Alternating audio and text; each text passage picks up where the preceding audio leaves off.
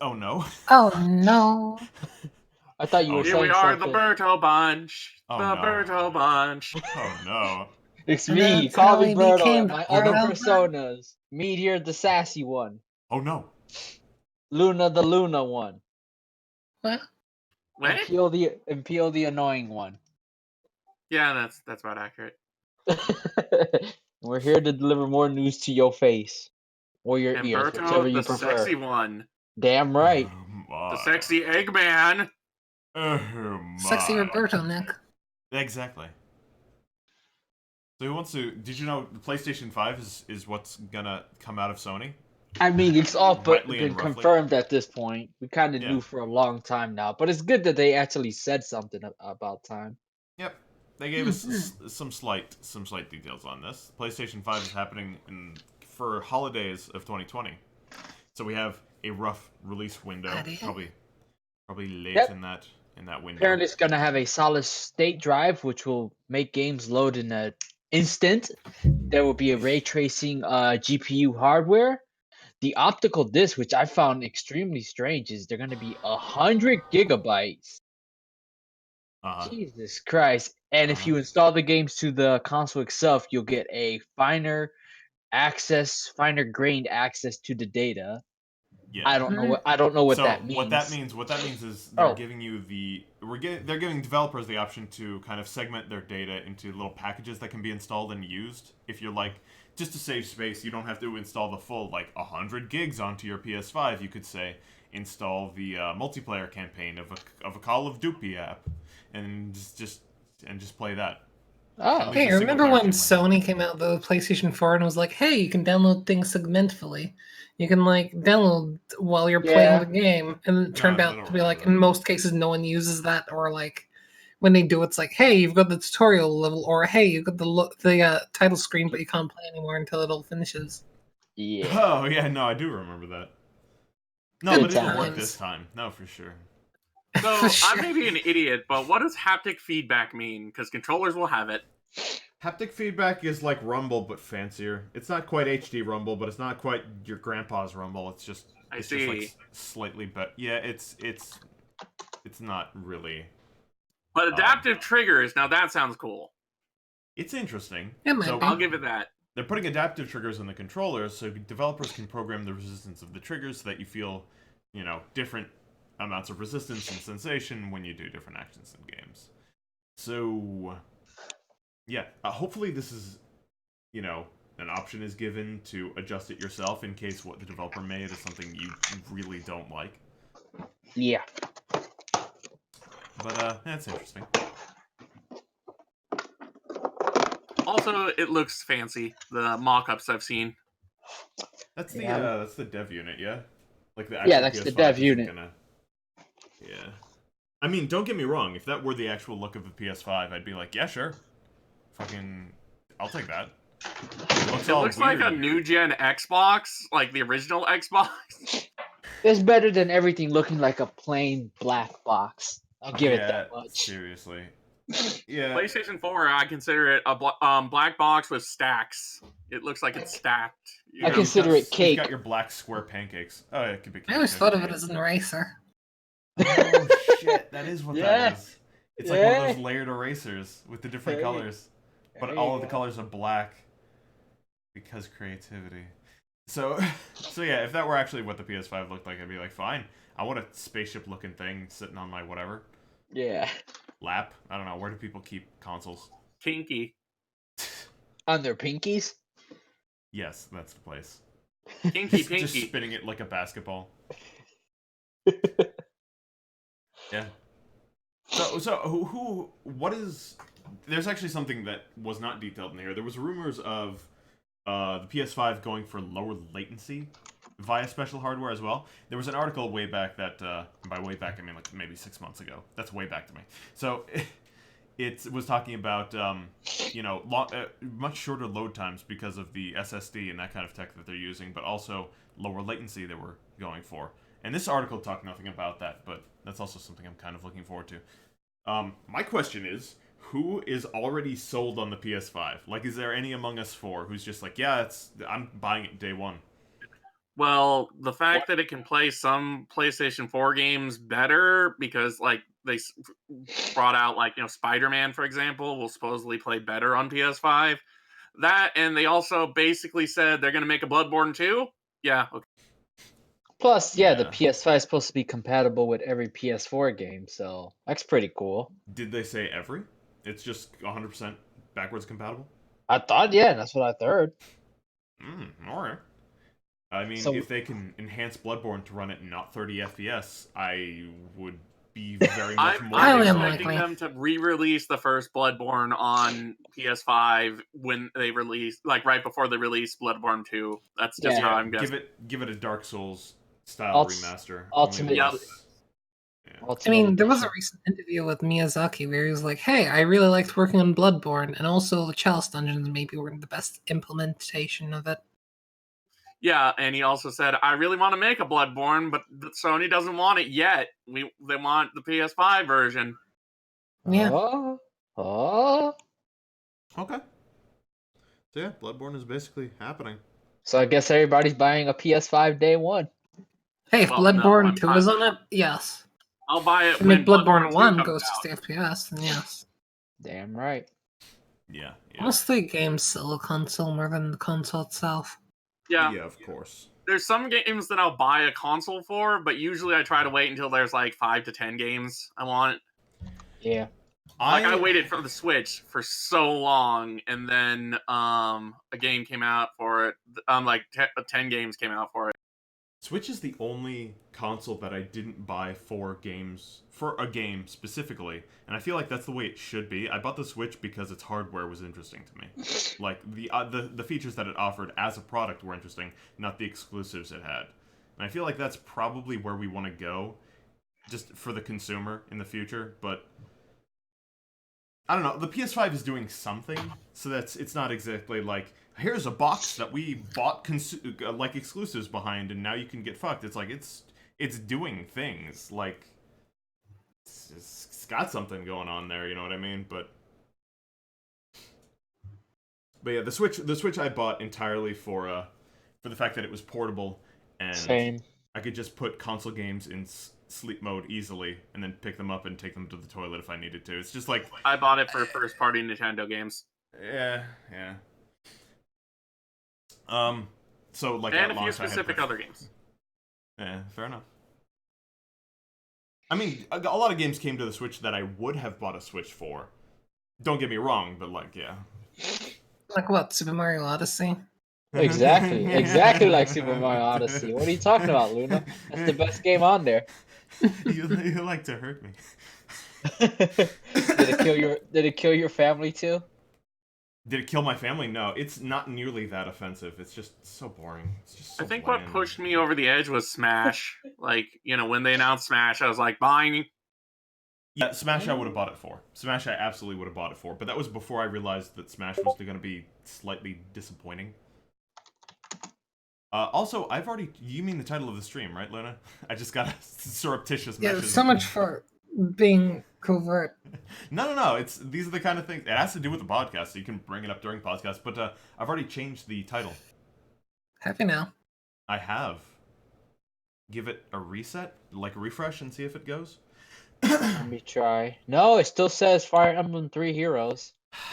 Twitch, go. Scarlet makes some maddening mistakes. Twitch, go fork all of yourself. Oh my god. They're all right. updated. Yeah, thanks.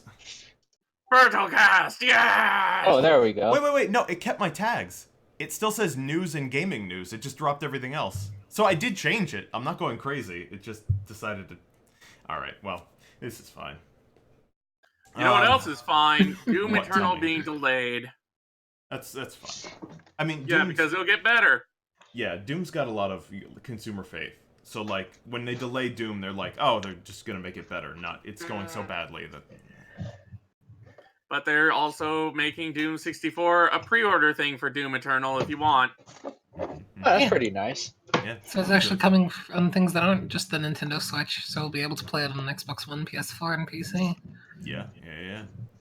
Doom Sweet. Eternal itself is delayed to March 20th of 2020. That's the delay. The most evil month of all. I Why? I don't know, because Doom takes place more or less. Was it Mars or Hell specifically? Either way, they're interchangeable. It's Mars and Hell. It's Hell on Mars, which is just like Hell plus. Hell plus. Yeah. I think Eternal Extra takes place more in Hell than the original. From the trailers I saw. Close enough. Yeah. Also, bless you. Congrats. So, But yeah, we've had a Doom 64 total conversion for like Doom engines, like the fan made Doom engines and stuff for a long time. But it would be nice to have it official. Yeah, there you go. Probably. But do you need a Bethesda account to go online? Or like to do anything? God, to install Doom, you need a Bethesda account. Like, id Software is doing well in terms of the games they're putting out, but then Bethesda is like lighting its own asshole on fire constantly. It's just like, look at us, we can screw up even harder. And I just imagine id Software sitting there rubbing its temples like. It's like we'll throw the Commander Keens at them and hope that as a sacrifice. Commander Keen. I knew this was gonna happen. This is why you don't mention Commander Keen. Everything is worthless now. But with somewhere where everything is great, Steam to launch remote play together, local co-op multiplayer games online. Yeah. I don't have to learn how to use Parsec. Beta planned to be released October 21st. Will allow players to enjoy local multiplayer games online, just like handing a second controller to a friend. Apparently, it's going to be compatible with any game supporting local multiplayer, local co-op, or shared split-screen features. Will support up to 4 players and render 60 frames per second at a resolution of 1080p. Requires, an internet connection of 10 to 30 megabits for that to be possible. This sounds freaking amazing. Oh, hell yes. I am into it. I like it, and I don't expect it to be amazing out the gate, but no. I do like what they're doing. I want what this is to be good, and I think Steam could make it good. So I imagine this will be unplayable between long distances all the same. Yeah, I do know that Parsec works really good even over long distances. Yeah, and to be fair, like we were trying out what was it called? Rivals of Aether between the two of us, and I don't know, it wasn't bad. Like that's a fighting game, but it's still fun. But... Oh yeah, Smash is an absolute trash fire, but that's a Nintendo game, so that's like in its own camp of shit. So we'll just, in terms of netcode, I want to say, like Smash as a game, I like. Netcode is just, it's atrocious. It's the worst. But yeah, it just kind of goes to show, and this is an indie game, right? A big-ish indie game, but an indie game all the same. It just kind of goes to show how low the latency can get, and the kind of games you can still have fun with, even through that. And Rivals of Aether is a fighting game, so like that's kind of one of the more susceptible to input lag kind of games that I can think of. We're gonna have to try Salt and Sanctuary co-op. Oh yes. Oh shit, yeah. Oh, that's gonna be awesome. I totally forgot that game had co-op. I totally forgot that game. I did too. I know, actually. Right? I just started it up, and it's pretty good. It is very good. It is good. I forgot I reviewed it for GBA Temp on the Switch version, which had performance issues, but like I had played the Steam version like right before the review code came in, so I was like, "Fuck it, I'll just write the review on that." And it's made by one of my favorite companies, Ska Studios. What else have they done? Dishwasher Dead Samurai 1 and 2. Oh right, you did have a thing for that game, didn't you? Yes. Dishwasher Dead Samurai? What's that about? You're basically a zombie samurai dishwasher who wants revenge on a robot apocalypse. What the hell? The kind of a plot itself? is this? It takes itself entirely seriously too. Oh god, I love it. Yeah. It's so great. Well, let's hope the Steam's co-op play can get their latency down. And that'll be a cool time. Speaking of latency, would you like my segue? How do you like this? Stadia. I was like, should I do the segue or should I give me? Stadia is trying to implement what they call negative latency, which is a way to predict faster. It will predict inputs and hopefully get latency to be faster than home consoles, which is weird. Yeah, basically, since the cloud is so powerful, it'll be able to use AI learning technology to figure out within a certain degree what moves you'll make and buffer those inputs ahead of time. Mm-hmm. They believe that they'll go on. Is this going to be like RetroArch? No, I don't think so, because RetroArch actually emulates instances of whatever. Like, I kind of made this mistake when I was commenting on it first. I don't think it'll be like Runhead, because RetroArch emulates those instances. I don't think they'd be able to do that without, like, either changing the source code of the game or running multiple instances of the game alongside each other. But then they'd have to match up, like, seeds for RNG factors in the game. That would just be... What I think they're doing is just going to predict your inputs and then actually perform the inputs. Like, prior to you doing them. Like, actually just do it on their console locally, and then stream the result to you. So, once this thing goes in effect, if you do an input that the Stadia doesn't predict, it will show you the one it's already input. That's my best guess. Because otherwise, it's completely undoable. A lot of people are very not happy about this. Like, they're like, oh, that sounds jank. Oh yeah, it's going to be incredibly jank. I mean... I think it'll be good. No, it's going to be... so imagine you're in a situation. The game learns that let's take Smash Brothers, for example. The game learns that when you're, on the edge and being pressured, you always roll inward. It's not exactly the optimal path to take all the time in that game, but, if that's what your reflex is, the system can learn that fairly easily. Now, imagine it does that while you're also learning the game and learning how better to optimize your options and be like, oh, maybe I want to jump because I know they're going to expect a roll. But the game's like, no, you usually roll, so we're going to put in the roll for you. And it's not going to back up. It's not being emulated. So if you press the button it's not expecting, it can't rewind the game. This isn't RetroArch with its emulations and its rewind features. You'll just be fucked. The game will pick an option for you based on what you've done before, and obviously, when you learn a game, you're not doing the same thing over and over. You're picking better options and getting better at the game. So, any sort of action game, it's going to be very jank. If it works the way I think it's going to work, which I'm pretty sure it will, because I can't really figure out any other way it could. Something advanced algorithms, something magic clouds. Oh yes, God, the business speak. Oh, all of them in nipples. Something lower latency than home consoles, which I suppose is a fair point considering just how much latency home consoles have. Yeah, to be fair.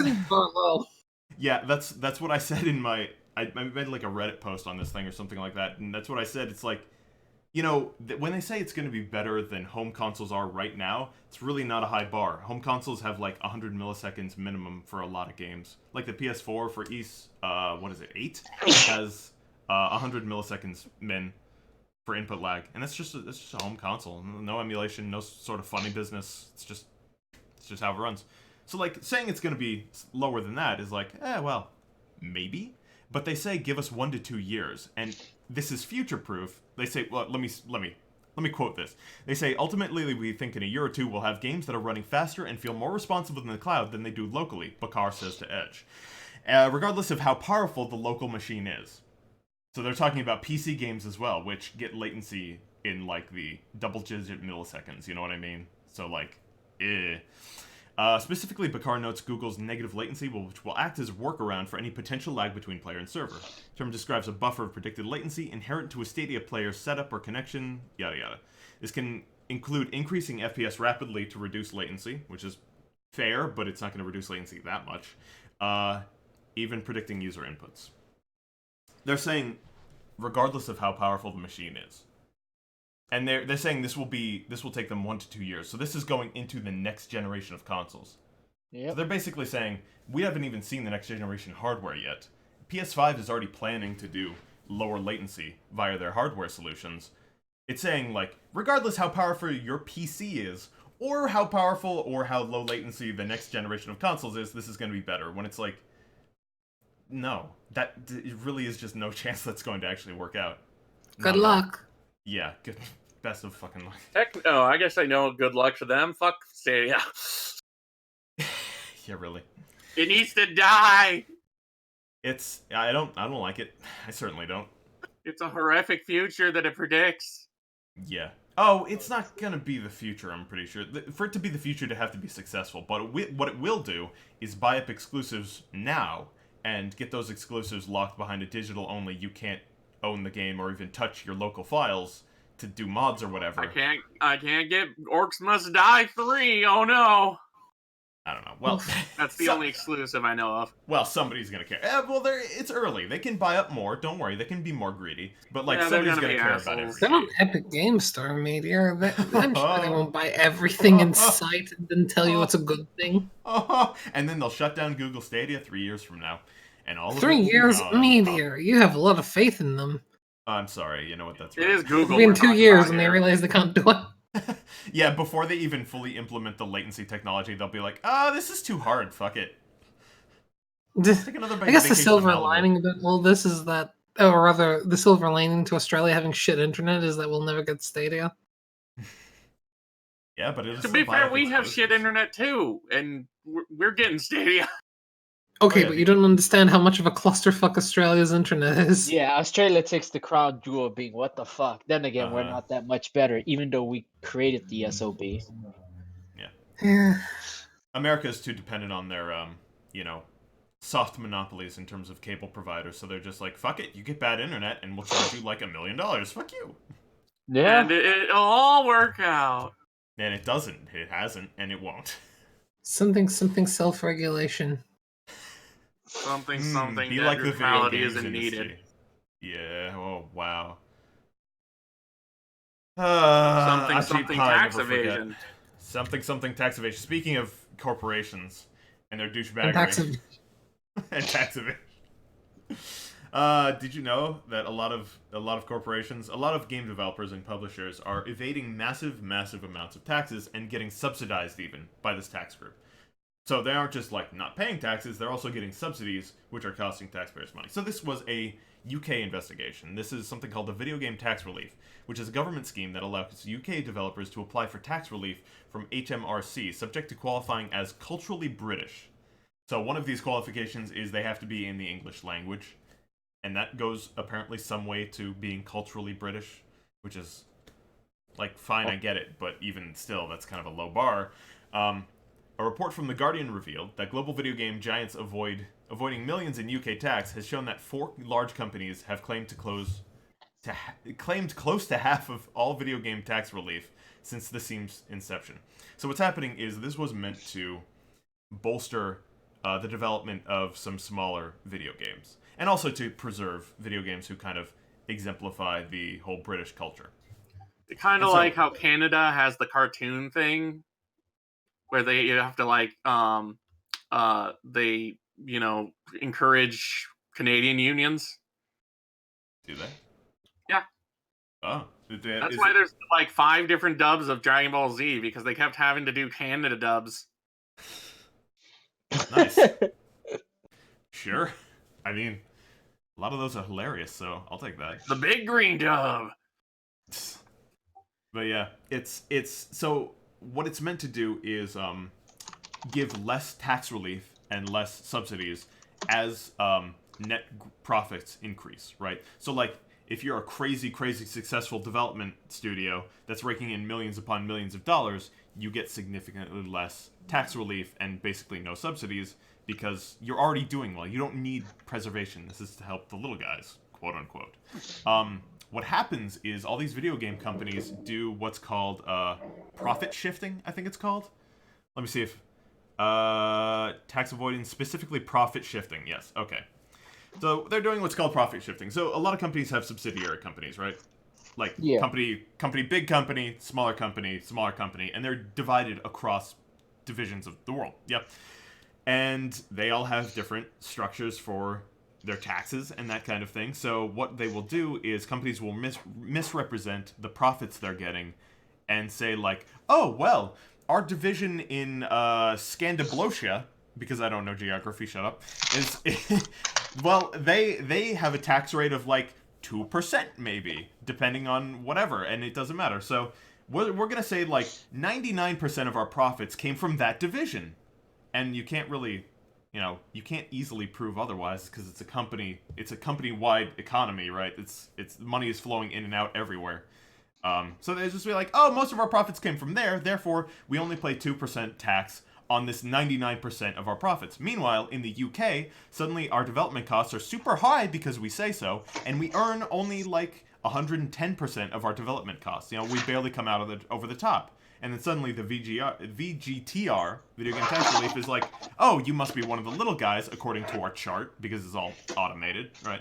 And they're just like, well, here you go, here's all your subsidy money. So these huge companies, like Activision Blizzard, which I don't need to explain how freaking massive and profitable that is, they're sucking up some of the biggest amounts. So we have, since 2014, Warner Media, which is, again, a huge thing, claimed £60 million. Sony has claimed £30 million, and Sony is Sony. Sony's video game division has become more profitable than all of Sony, like, together. So, like, that's their big cash cow, and they're still claiming tax relief money because they're just struggling so hard. And Sega has claimed $20 million. Now, Sony and Sega are not UK companies either, so not exactly British culture. So it says, not only are multinational companies claiming millions in relief, many are also engaging in profit shifting. This involves moving profits out of the UK so that no taxes are paid on UK-generated profits. Yeah. So there was an investigation called World of Taxcraft, which showed that Activision Blizzard moved 5 billion euros, that's billion, 5 billion euros, to sit with their Dutch companies residing in Burma and Barbados.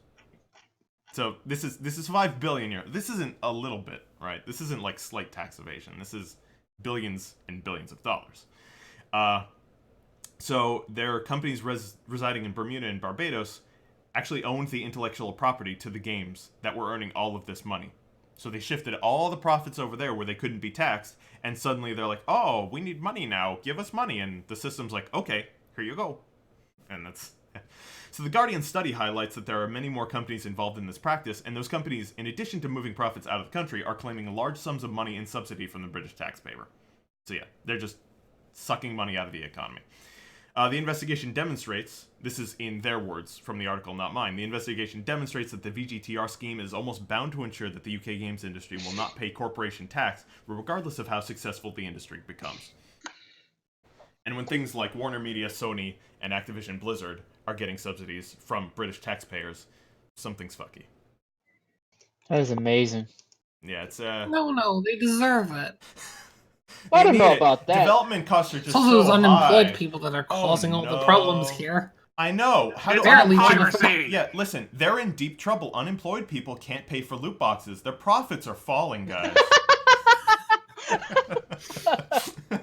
Not for lack of trying, anyway.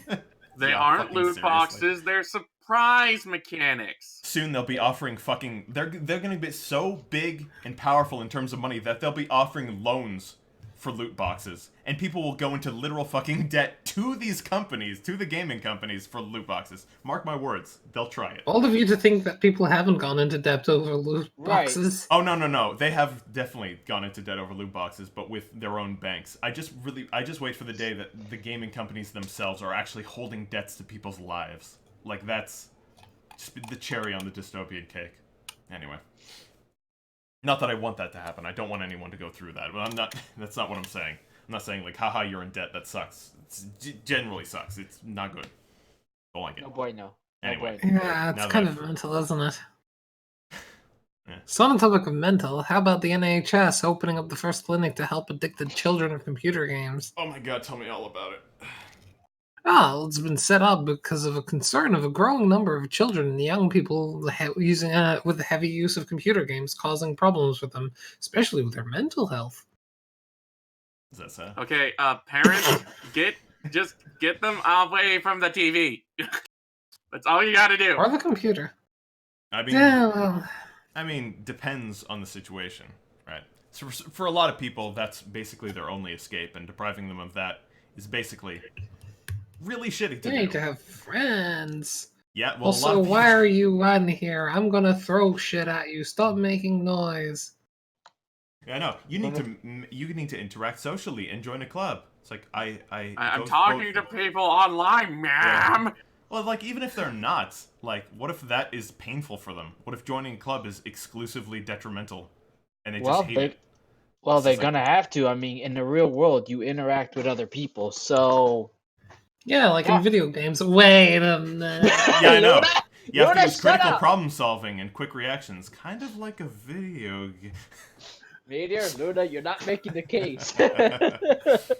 Go to work. And Well, I that's don't mean the work. thing.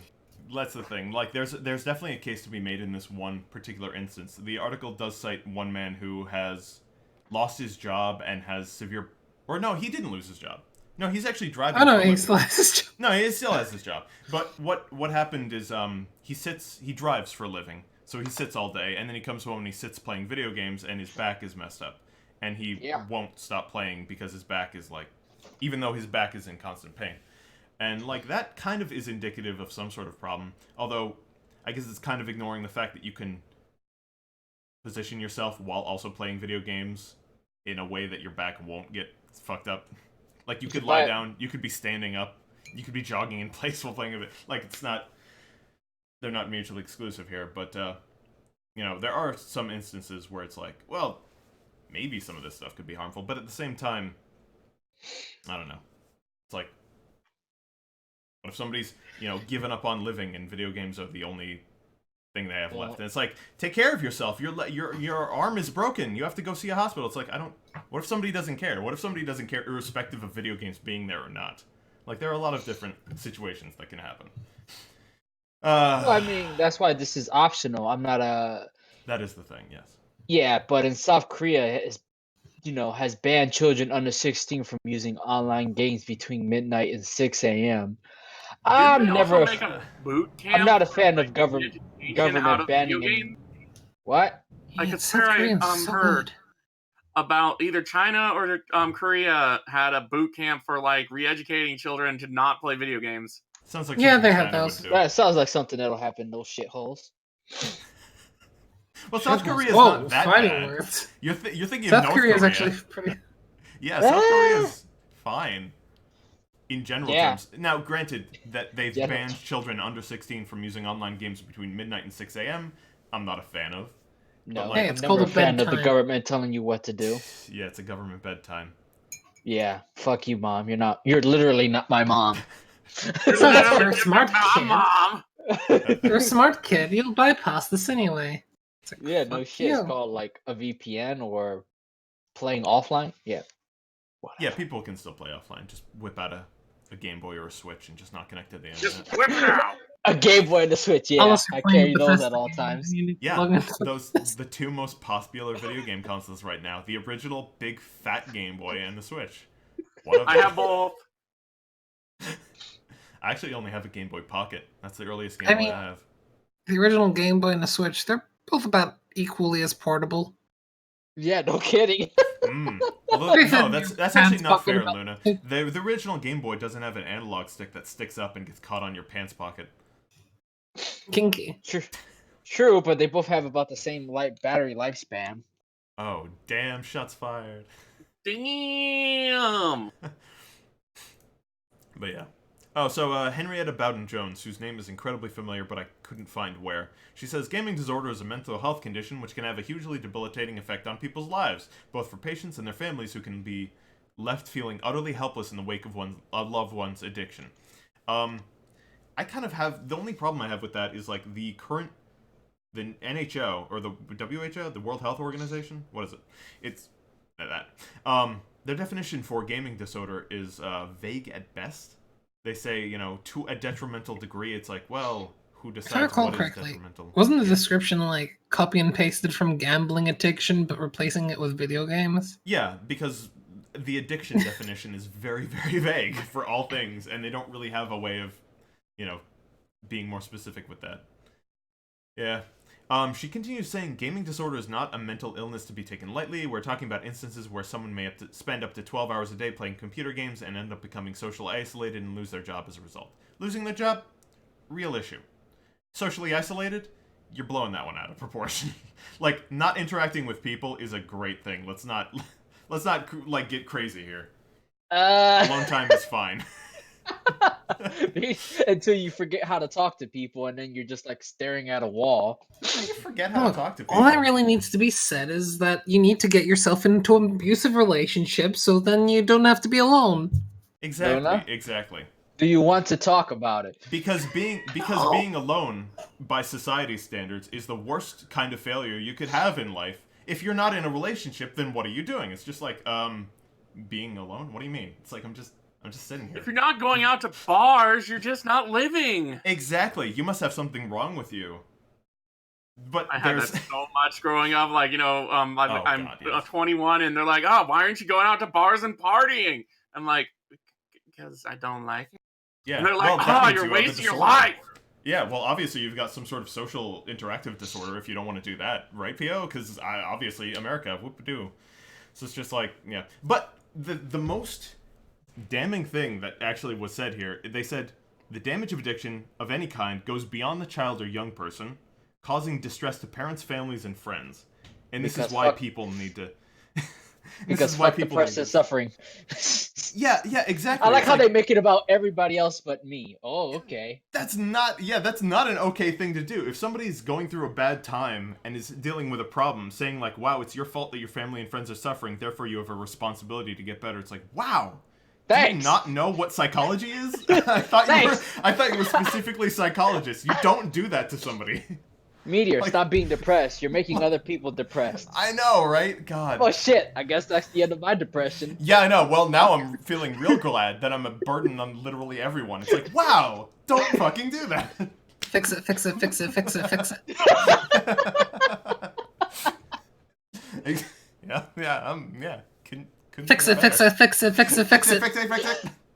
Yep. Stop being broken, Luna. Speaking of broken and possible. dystopian terror, does anyone want to talk about what Konami's up to? Oh my god. Hashtag fuck Konami. Yep. Silent Hill slot machine with what seems to be multiple like slot machine things in one kiosk. It seems that way. I think they're all the same slot machine. It's just multiple people can get together. It's a social experience or something. I don't know. This is what healthy people do. Guess we'll explain why I'm not healthy. Well, at least it doesn't have erotic violence. Yes, that would be terrible. Horrible. Thank God it's only gambling. Only gambling with friends and family. Oh my God. Hey, the Castlevania one has erotic violence. I take that back, because I mean, if we're going by the ASRB and Peggy, I mean, gambling isn't gambling, so... Oh yeah. The ESA said it's not gambling. We don't agree. Then they covered their ears and went la la la la la la la. Ooh, I love this press release. It's amazing, isn't it? Right? This cabinet is a striking combination of sleek entertainment, premium packaging, and player comfort, backed by a rich library of original titles. This is Konami's Tom Gingoli gave a press release saying this. So Yahoo Finance. He says, everything, including its shape, screens, betting surface, and available merchandising, has been engineered to maximize both player experience and operational results. And it's just like, whoo! You are really trying to sell this turd. Like he's being a little extra when it comes to this marketing. Meteor, ignore the smell and take a bite. This latest cabinet is the first glimpse at great things to come from Konami. And then at the end, he's like, yeah, be prepared for courses 2, 3, and 4, which are also shit. Have fun. Still the best Silent Hill game in the years. Oh, my heart. Oh. Wait, Konami, what are you doing? Like a game? It's a demo, but it's a game. What's a game? What's a demo? What's a PT? Oh, PT was PT was cool. Yeah, it sure is a pity. Never came. I like how proud of, like you can. I love it. So, does somebody want to talk about Blizzard? Because there's been things. Oh yes. Oh yes. That's a bag of worms. What's the guy's name that got banned? This all started with this Hearthstone player who got banned for being political in his thingamawhatsit. I think like receiving his money or something like that. So they took away his prize money and banned him for a year. Now, this prize money isn't pocket change either. This is $10,000 that they just took away from this guy. All he said was support Hong Kong. That's revolution of our age. Yeah. And so Blizzard immediately banned him and took all his $10,000, let me just reiterate that, of prize money away. And people weren't exactly happy about it. Oh, no. A lot of employees in Blizzard weren't happy about it either. There was an incident, I don't know if we included this, but there was an incident where, like, in the foyer of their building, there's, like, a metal insignia that says things like the values of their company, and it's like, I don't know, it was, I wish I remember what it said directly, but think globally, yeah, there was something else, like, always do the right thing or something like that, I don't know. But, like, there were employees who had taped lined paper over the values that they felt had been violated by this thing. So, like, even internally, there's some discord. Blizzard then made a not really apology and reduced his ban by 6 months. They didn't unban him. Yeah. They just reduced the ban. So it's actually they did apologize to China as well. Oh yeah, they absolutely did apologize to China as well. But if you actually read the post, somebody who studied both Chinese and English did kind of a breakdown of it on Imager, and it was kind of extensive. They basically pointed out a lot of how do I say, vernacular quirks that made it seem very much like this had been translated from Chinese to English, and they pointed out a lot of and they were like very damning particular quirks, like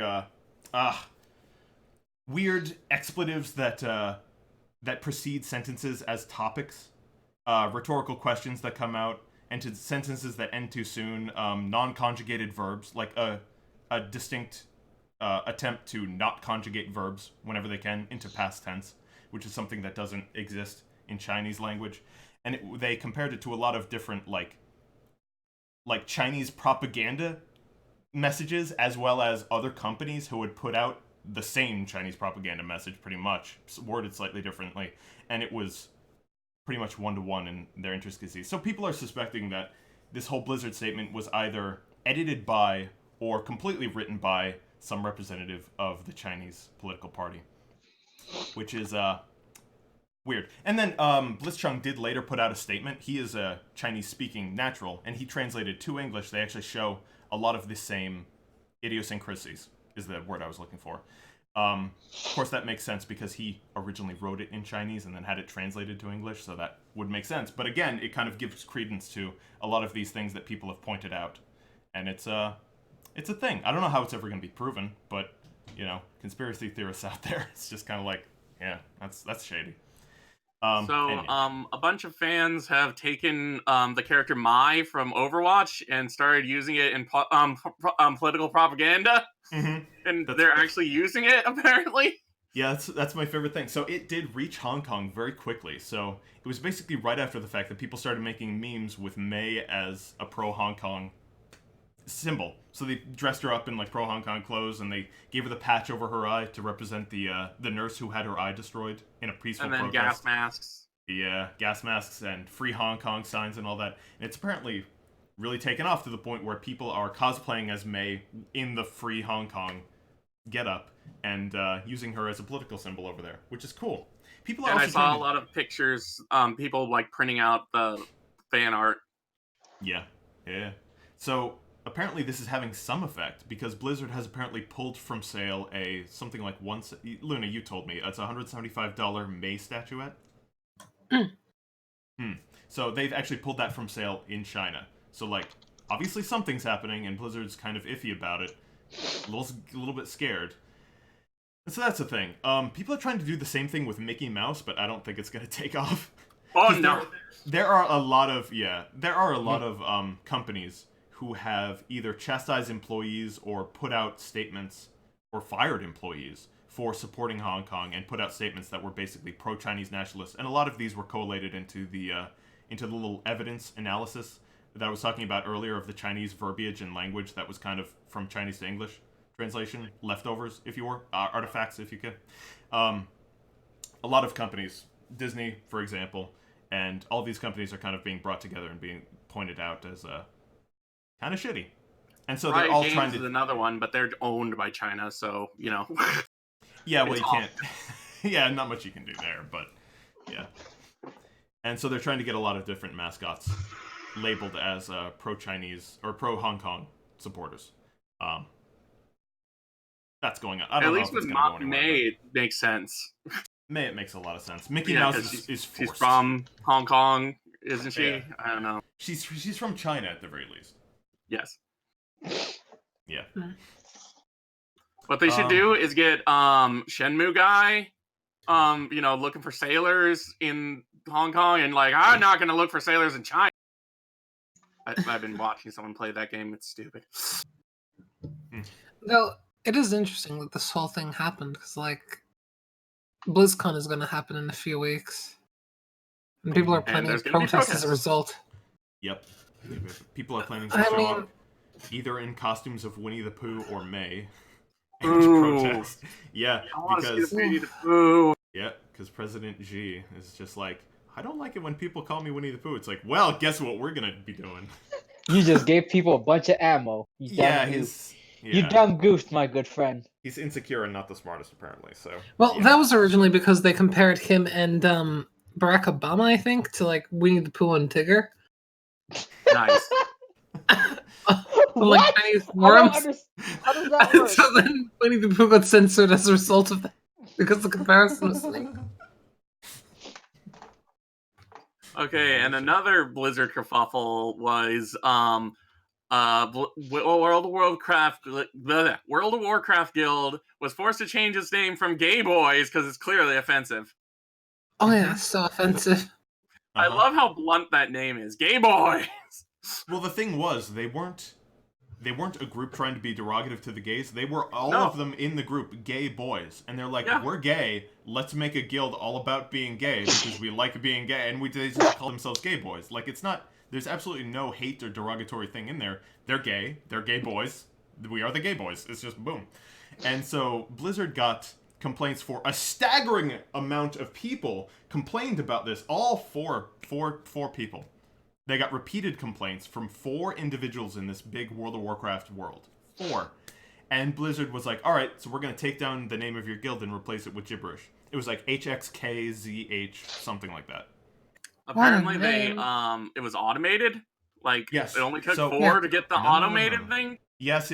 So, it was automated, but that's not how it appeared in the beginning. Because the message they got said, after careful investigation, and we have decided to remove the name of your guild, blah, blah, blah, so-and-so, and it just... So it made it sound like, Blizzard was like, oh, we reviewed all of the staggering amounts of evidence and poured over the... And it turned out later, when they complained, and they raised a stink, and Blizzard sent another moderation email to them, also starting with after careful investigation and consideration, which, was ironic. In that email, they said they apologized for what had happened. They reinstated their guild name, so that got fixed. And they also admitted, casually, I don't know if they knew what they were saying, but they casually said, the first takedown was automated.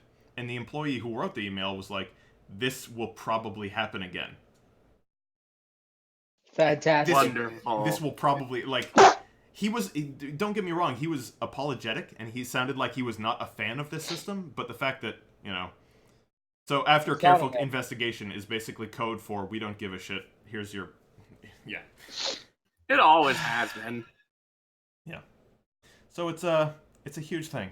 It's a huge thing. And of course, Blizzard Activision is engaging in profit shifting and tax evasion and soaking up British taxpayer dollars, but that was covered earlier. But I just thought we'd re-mention it under our things Blizzard fucked up on list. And that's basically all of that. Well, how about we talk about some positive news? NVIDIA created game studios to remaster classic PC games with ray tracing effects. Mm-hmm. Nice. Quake 2 RTX is already a thing. Create a studio will specialize on adding ray tracing effects to remastered even more classic games. They stated that we're cherry picking some of the greatest titles from the past decade and bringing them into ray tracing age. Thus, we'll be giving them state of the art visuals while keeping the gameplay that made them great. I'm looking forward to Ride to Hell good. Retribution. Oh boy. Oh, you. In that case, I'm looking forward to Duke Nukem Forever. I still need to try that to see if it's as bad as everyone says. You will be looking forward to Duke Nukem Forever, because it'll never come out in ray tracing. We can only hope, Meteor. We can only hope. But it will keep the same great gameplay, guys. Same great gameplay. Like a fine wine poured across somebody's butt crack. It's like an old cheese. Stinky. Stinky like serum. No, What? no. P.O. Keep it PG for the children. Now, Buy my P.O. Buy my serum. Buy my serum. Don't mind the smell. Oh yeah. Do we want to mention that as just a little aside? Yes. The cameo with sure. Indivisible? Sure. So there's Zontan, who is a popular creator of certain content on the internet, has made a cameo in the new game that was released, Indivisible. And people are apparently throwing a hissy fit about it for reasons. Fit, yes. There are some people throwing a hissy fit. For the most part, reactions are mild, if not pleased. You know, Zontan is the artist for most of Indivisible, so it's not just like, he just threw a cameo in there. Cameo? I know. How dare they have a cameo promoting their Zotan site? It's like, no, they're not. They don't mention Zotan's site at all, or their work or anything like that. It's just a little cameo. Yeah. But people are mad that the person who, supports all this lewdness is into my game. Yeah, it's just like, she just wants you to buy her serum, guys. Let's just buy her serum. Oh no, boobies, run!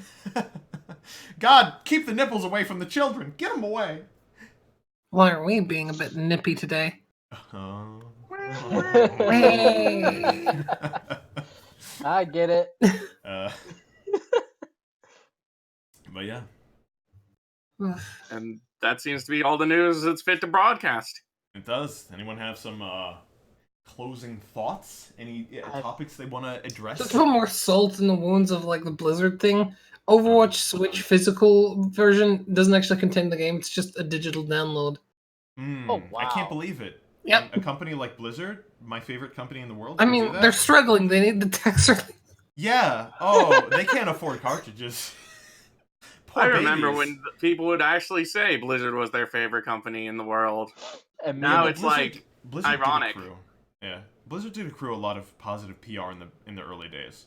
And apparently employees in the company have said, like, Blizzard didn't always used to be this way. Like, when I was, in the early days when I first joined, it was very different, and they kind of upheld values. How true that is, I don't know. I'm just kind of passing along some... Don't forget, they are merged with Activision.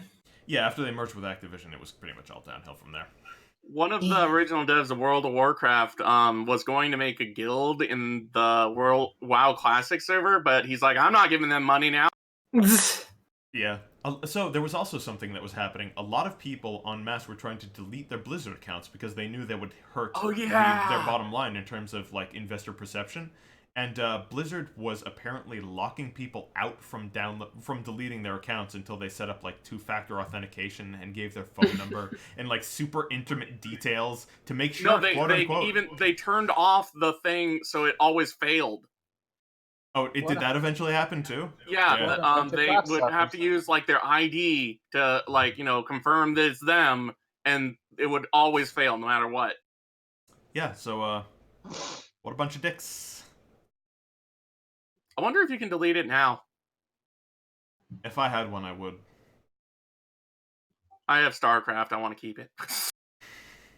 I mean, I might just be a little too positive here, but I like to think that it's not that they're deliberately stopping people from deleting their accounts. They just have a crappy system going on.